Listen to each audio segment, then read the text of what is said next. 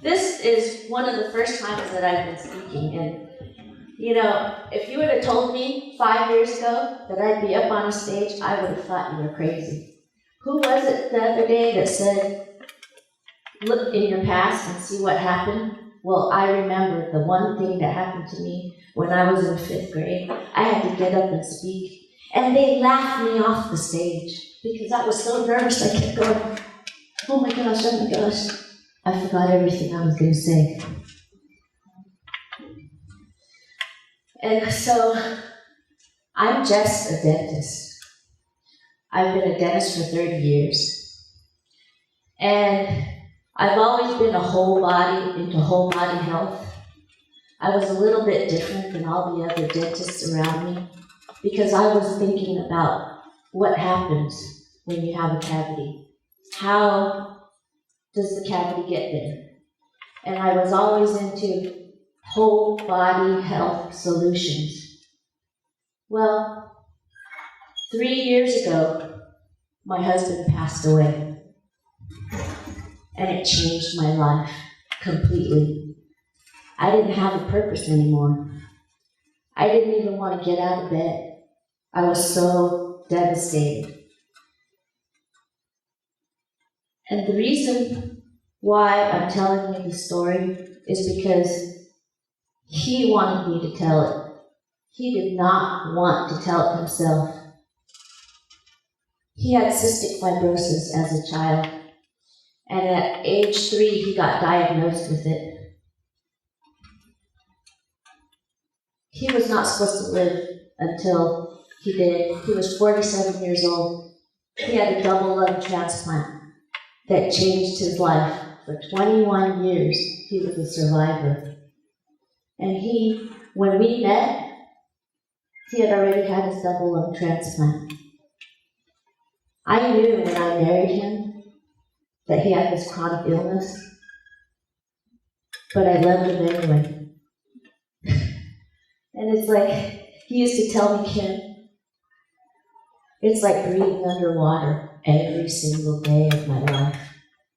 But you know what? He looked normal to me, and he looked normal to everybody else.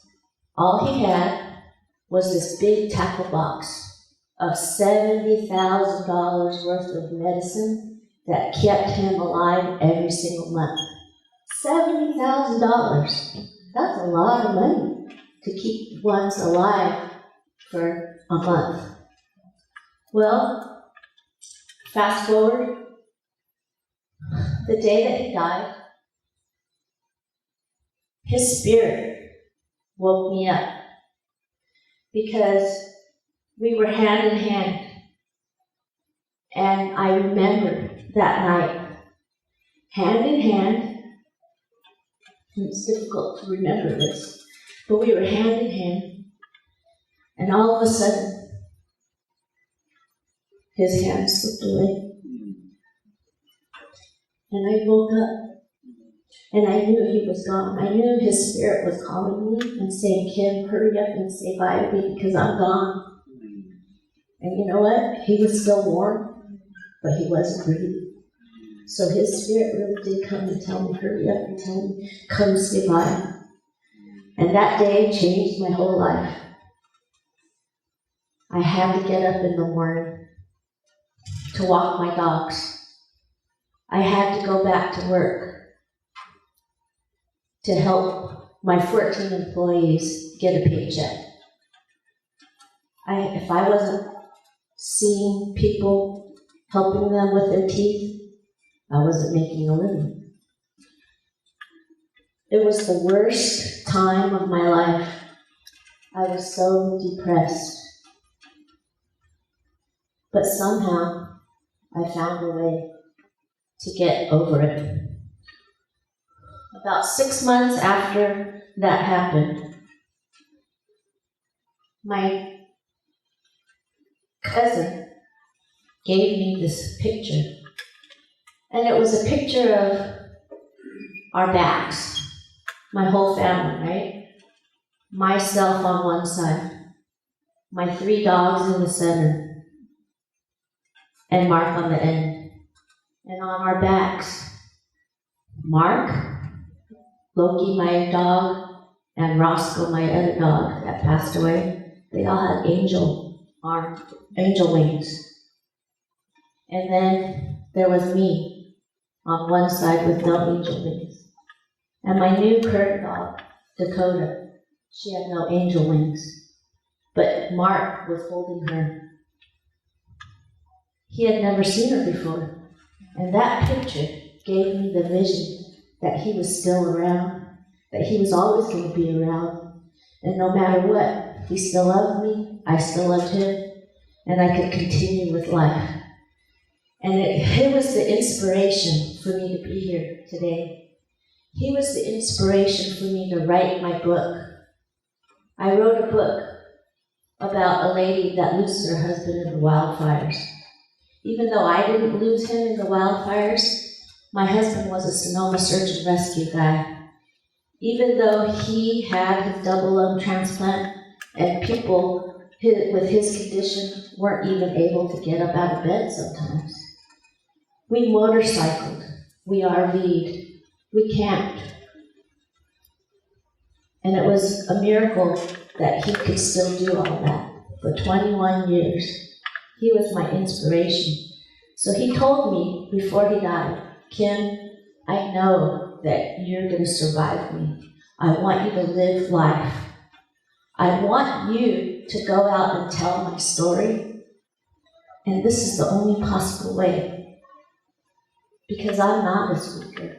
I wasn't a good speaker, and now I'm going to be, right? I'm here to tell you that you can live life to the fullest. Memorialize your husband, your spouse, your brother, your sister, your mom or your dad. It's true that there's two things in life. We are born and we die. Everybody has this in common. So I'm here to tell you that you can still live life to the fullest. Memorialize your husband or your spouse or your loved one. Love them every day of your life. Because love, you have to love everybody in your family and support them and acknowledge them, because you don't know how long you have to live. You want to survive. And when you're surviving, you've got to make an impact in the life. You have to survive. So my new motto is live, love, survive, and thrive. Can we all stand up and say that to one another? Get up and say it, guys. Live, love, survive, and thrive. Live, love, survive, and thrive. Live, love, survive, and thrive. Thank you so much.